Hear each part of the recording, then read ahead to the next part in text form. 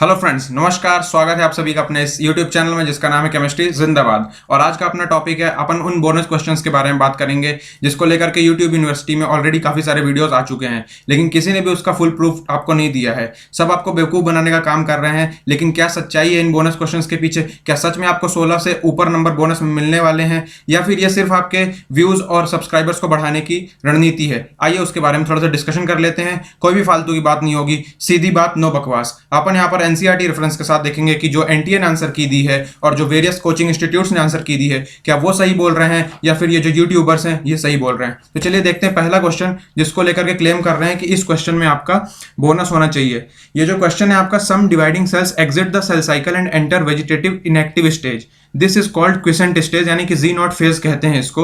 और ये प्रोसेस अकर होती है एट द एंड ऑफ, यानी कि क्वेश्चन पेपर में आपसे पूछा गया था कि जी नॉट फेज किसके एंड में होती है। तो जो एनसीईआरटी में टेक्स्ट दे रखा है उसमें ऐसा कुछ भी क्लियरली मेंशन नहीं है। आप ये थ्योरी पढ़ सकते हो कि some cells in the adult animals do not appear to exhibit division, example heart cells, and many other cells divide only occasionally as needed to replace cells that have been lost because of injury और cell death. These cells that do not divide further exit G1 phase to enter an inactive stage called quiescent stage of the cell cycle.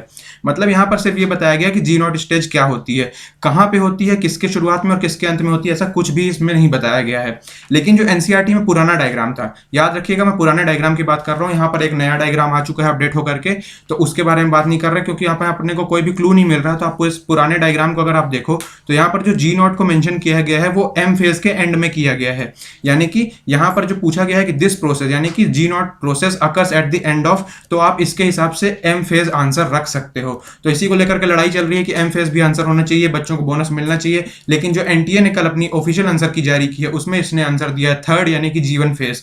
तो ये M phase अपना answer हो सकता है। इसके लिए जो ये बोनस की मांग है ये जायज भी हो सकती है। चलिए चलते हैं अगले क्वेश्चन में। तो जो अगला क्वेश्चन है, identify the wrong statement with regard to restriction enzymes. तो मेरे ख्याल से इसके लिए बोनस की मांग करना किसी भी बेवकूफी से ज्यादा कुछ भी नहीं है। ऐसा क्यों कह रहा हूं आप खुद देखो इसका जो थर्ड ऑप्शन है और फोर्थ ऑप्शन, यानी कि they cut the strand of DNA at palindromic sites और they are useful in genetic engineering, ये तो बिल्कुल सही है। तो ये रॉन्ग हो ही नहीं सकते। जो लड़ाई चल रही है वो चल रही फर्स्ट ऑप्शन और सेकंड ऑप्शन के बीच में। तो देख लेते हैं कि सेकंड ऑप्शन में क्या लिखा है। सेकंड ऑप्शन में लिखा है each restriction enzyme functions by inspecting the length of a DNA sequence. ठीक है, ईच रिस्ट्रिक्शन एंजाइम। अब अगर आपने ईच रिस्ट्रिक्शन एंजाइम पढ़ा है तो रिस्ट्रिक्शन एंजाइम में आपका एक्सोन्यूक्लियस भी आ जाता है और एंडोन्यूक्लियस भी आ जाता है। ठीक है, लेकिन आपसे रिस्ट्रिक्शन एंजाइम्स के बारे में बात की गई है। तो आपका एनसीईआरटी में सीधा सीधा लिखा हुआ है कि ईच रिस्ट्रिक्शन एंडोन्यूक्लियस, है ना, एंडोन्यूक्लियस जो है वो फंक्शन करता है by inspecting the length of a DNA sequence. ठीक है, तो रिस्ट्रिक्शन एंजाइम्स में आप दोनों को ही ले सकते हो और यहां पर रिस्ट्रिक्शन एंडोन्यूक्लियस का नाम दिया हुआ है। तो ठीक है, ये वाला क्वेश्चन, ये वाला जो ऑप्शन है ये भी आपका सही हो गया। लेकिन जो आपका फर्स्ट ऑप्शन है उसमें क्या लिखा है, स्टिकी एंड्स जो हैं उसको आप ज्वाइन कर सकते हो बाय यूजिंग डीएनए लाइगेज। लेकिन जो आप डीएनए लाइगेज से जोड़ोगे तो वो तो दो अलग अलग फ्रेगमेंट्स होंगे डीएनए के, ना कि यहाँ पे रिस्ट्रिक्शन एंजाइम को अपन जोड़ते हैं। लेकिन आपसे क्वेश्चन में जो पूछा गया है वो रिस्ट्रिक्शन एंजाइम को लेकर क्वेश्चन पूछा गया है। तो यहाँ पर जो फर्स्ट आंसर है वही रॉन्ग होगा और वही एनटीए ने भी आंसर की में दिया है। तो इसमें आपको बोनस मिलने का मुझे नहीं लगता कि कोई चांस है। बायो में यही दो क्वेश्चन है, केमिस्ट्री में जो आपका क्वेश्चन है वो ये वाला क्वेश्चन है। तो एनसीईआरटी में इससे रिलेटेड कुछ खास टेक्स्ट दिया नहीं है। तो इसका आंसर कोलिजन फ्रीक्वेंसी, मेरे हिसाब से भी कोलिजन फ्रीक्वेंसी ही होना चाहिए। हालांकि हीट ऑफ रिएक्शन में भी थोड़ा सा चेंज देखने को मिलता है, लेकिन कई बार ऐसा होता है क्वेश्चंस में कि दो आपके आंसर सही होते हैं और उसमें आपको मोर करेक्ट वन को चूज करना होता है। तो यहां पर इसका आंसर हो जाएगा कोलिजन फ्रीक्वेंसी। फिर एक फिजिक्स का क्वेश्चन है जो कि पता नहीं क्यों बोल रहे हैं कि आइसोथर्मल भी इसका आंसर होना चाहिए। ये दो सिलेंडर्स का दिया हुआ है और उन्होंने बताया कि ए जो है उसमें आइडियल गैस है और बी जो है कंप्लीटली इवैक्यूएटेड है। पूरा का पूरा जो सिस्टम है वो थर्मली इंसुलेटेड है।